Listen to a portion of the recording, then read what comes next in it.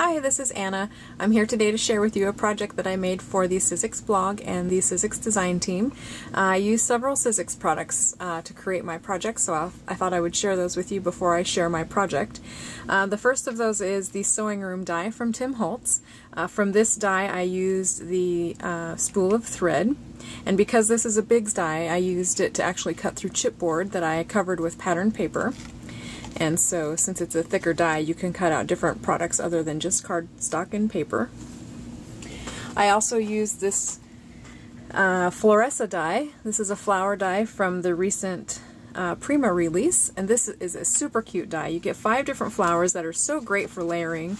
They are the perfect size for adding to any project, and they're just the cutest little shapes. So they work really well together. This die has been great. The design team members have done lots of fun things with that.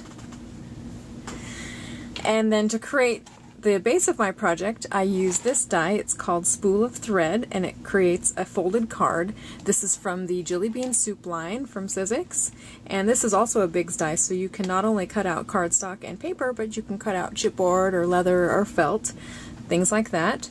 And so you'll see that not only did I use this die to cut out cardstock, but I also used it to cut out chipboard. And then I also used the Life Made Simple set. This is just the basic set, and I use this die here.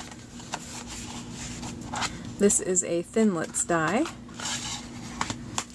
and this is a 3 by 4 inch rectangle with rounded corners. And these squares here that you see in the corners, those are just release holes, so that when you die cut your materials you can pop them out really easily. So that's another die that I used. Most of the paper that I used came from this 6x6 paper pad from Studio Calico. This is the Autumn Press 6x6 pad. Super cute. There's some sewing themed papers in here, but mostly it's just really soft feminine colors, so I really liked that. I also used a tracing wheel. This is used by seamstresses when they trace their sewing patterns. I use it on paper and chipboard, and it leaves the cutest little faux stitching lines around my project. I used some paper from Hobby Lobby, from one of their paper pads, and it had just some nice sewing vintage themed images that I just tucked here and there into my project.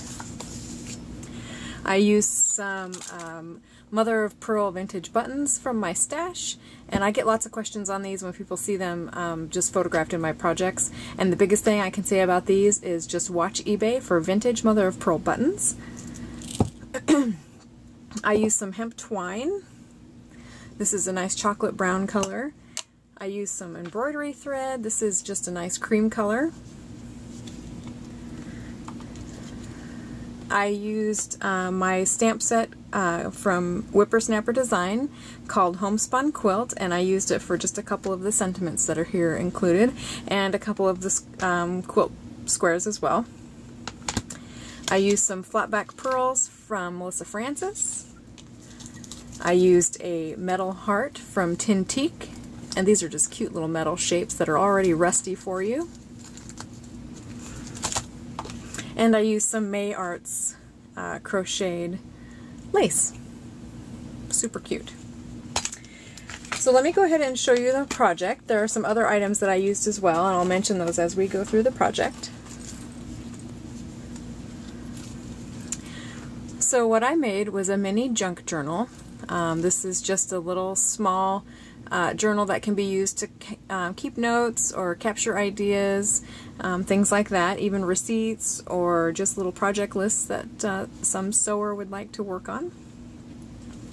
The charm that's hanging off the side I handmade, and it's made using a Tim Holtz clasp, and then I just attached several different charms. Some of them were handmade, some of them were just little silver charms that I had in my stash.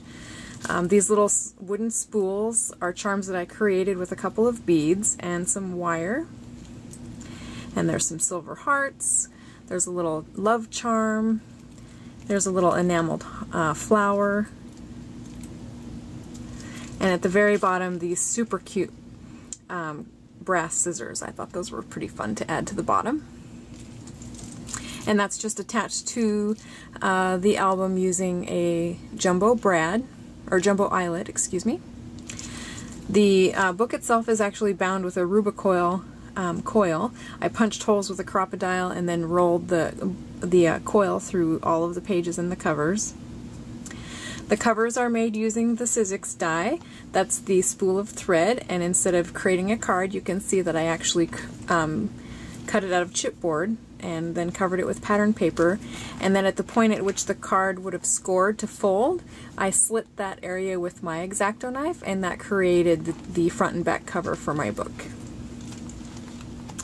The front of the book itself is embellished with all kinds of little goodies. The flower is one that I handmade using the Floressa die from Prima.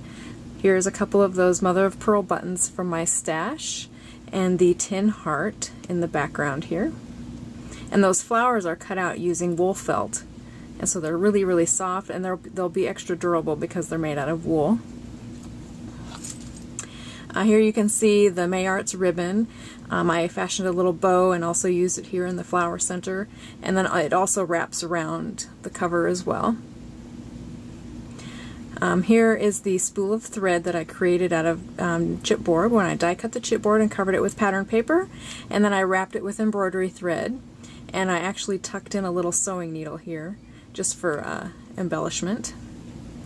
And then I dangled a little sewing machine charm, silver sewing machine charm, off of some of the hemp cord. There's the flatback pearls that I added off to the side, and I even tucked in a couple sewing pins there as well. So that is the cover. On the inside of the book are the pages that I die cut using the Life Made Simple die, that 3x4 inch die. So everything has really cute little rounded corners. Here's a little flower that I made using the Floressa die from Prima. And again, it's embellished with the little mother of pearl button. And here you can see you can just tuck in an image here, or a little note or a tag, anything like that. This front page here, I created a little pocket, and I did that by cutting 2 different pieces of cardstock and then dropping it down and cutting a smaller piece and then adhering those together with glue. And then that creates a little pocket. And then I just added various different pages. I embellished them with washi tape. Some of them have little clothespins on them. Some of the pages are lined paper.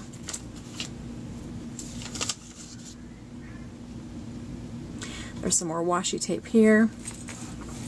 This page is stamped with one of the quilt square stamps from my stamp set, and I just tucked in a little vintage image here. This is the Tim Holtz tiny paper clip. This page here I created as an open pocket, so I just created this out of cardstock, and then with a scallop circle I just cut a bite out of the top basically, and it creates a pocket.